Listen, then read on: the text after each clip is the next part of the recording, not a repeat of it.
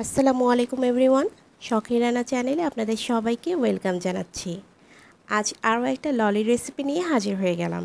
আজ আপনাদের তৈরি করে দেখাবো অরেঞ্জ ললি। খুব সহজ পদ্ধতিতে তৈরি করে দেখাচ্ছি। অরেঞ্জ ললি তৈরি করতে আমাদের লাগবে অরেঞ্জ জেস্ট। এজন্য একটা বড় সাইজের মালটার খোসা ছোট ছিদ্রযুক্ত একটা গ্রেটার দিয়ে গ্রেট করে নিচ্ছি। সম্পূর্ণ একটা মালটার খোসাটা গ্রেট করে নিচ্ছি, আর গ্রেট করার সময় যেন সাদা অংশটা না আসে সেদিকে লক্ষ্য রাখতে হবে। গ্রেট করে নেওয়া হয়ে গেছে। এখন মালটাটাকে কয়েকটি টুকরো করে কেটে নেব, কারণ এর ভেতরের রসটাও আমাদের লাগবে। মাঝখানে সাদা অংশটা ফেলে দিচ্ছি। সবগুলো টুকরো থেকে সাদা অংশটা ফেলে দিয়ে হাত দিয়ে খুব ভালোভাবে এর জুসটা নিয়ে নিচ্ছি। হাতে হোক কিংবা মেশিনে, আপনাদের যার যেভাবে সুবিধা সেভাবে জুসটা বের করে নিতে পারেন। একটা সাইডে রেখে দিচ্ছি। আর আমাদের লাগছে কর্নফ্লাওয়ার। 1 টেবিল চামচ কর্নফ্লাওয়ার 2 টেবিল চামচ পানি দিয়ে খুব ভালোভাবে গুলিয়ে একটা সাইডে রেখে দিলাম। চুলায় একটা প্যান বসিয়ে 2 কাপ পানি দিয়ে হাফ কাপ চিনি দিয়ে দিলাম। একটু নেড়ে মিশিয়ে নিচ্ছি। এখন দিয়ে দিতে হবে অরেঞ্জ কালার। আমি এখানে 1 চা চামচের মতো অরেঞ্জ ফুড কালার দিয়ে দিচ্ছি, আর দিচ্ছি অরেঞ্জ এসেন্স। যেহেতু এটা অরেঞ্জ ললি তৈরি হবে, তাই একটু অরেঞ্জ এসেন্স দিলে ললিটা খেতে খুব বেশি ভালো হবে। গুলিয়ে রাখা কর্নফ্লাওয়ারটা আবারও চামচ দিয়ে একটু নেড়ে মিশিয়ে দিলাম।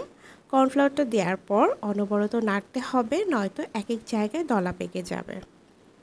দেখুন, এটা খুব বেশি ঘন হবে না, কিছুটা পাতলাই থাকবে।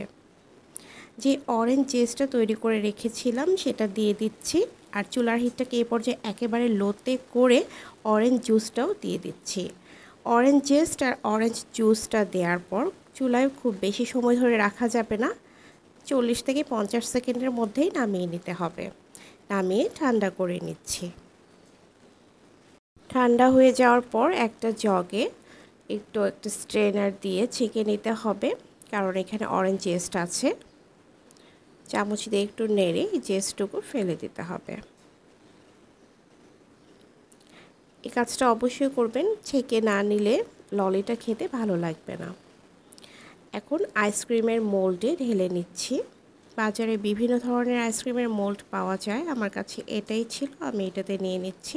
তবে আলাদা আলাদা যে মোল্ডগুলো থাকে সেটা হলে ললিটা সেট করতে বেশি সুবিধা হয়। ফয়েল পেপার দিয়ে দিচ্ছি। আমি আর নতুন করে ফয়েল পেপার নিলাম না, আমার কাছে গতকালের যে কাঁচা আমের ললি বানিয়েছিলাম সেই ফয়েল পেপারটাই ছিল, সেটা দিয়ে এভাবে আইসক্রিমের স্টিক দিয়ে একটা কেক মোল্ডে রেখে ওভারনাইট ফ্রিজে রেখে দিয়েছিলাম। চেষ্টা করবেন একদিন আগে আইসক্রিমটা বানানোর জন্য। একদিন আগে বানিয়ে নিয়েছি, পরদিন সকালে আমি বের করে নিলাম।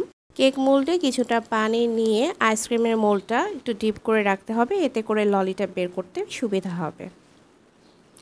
এই 30 সেকেন্ডের মতো রাখলেই হবে, খুব বেশি সময় ধরে রাখার দরকার নেই, তাতে করে ললিগুলো গলে যাবে।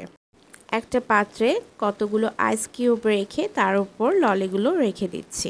এই ললিগুলো বানানোর পর ফ্রিজে কিভাবে সংরক্ষণ করবেন তাও দেখিয়ে দিচ্ছি। ছোট সাইজের যে পলিগুলো পাওয়া যায় সেগুলোতে প্রতিটা ললি আলাদাভাবে রেখে দিচ্ছি, এতে করে যখন যেটা লাগবে বের করে নিতে পারেন। একসাথে ললিগুলো রাখতে গেলে দেখা যাবে একটার গায়ে আরেকটা লেগে গেছে। আশা করি আজকের ভিডিওটি আপনাদের ভালো লেগেছে। ভালো লেগে থাকলে একটা লাইক দিয়ে দিবেন, চাইলে ফ্রেন্ডস অ্যান্ড ফ্যামিলির সাথে শেয়ারও করতে পারেন। আজ বিদায় নিচ্ছি। আল্লাহ হাফেজ।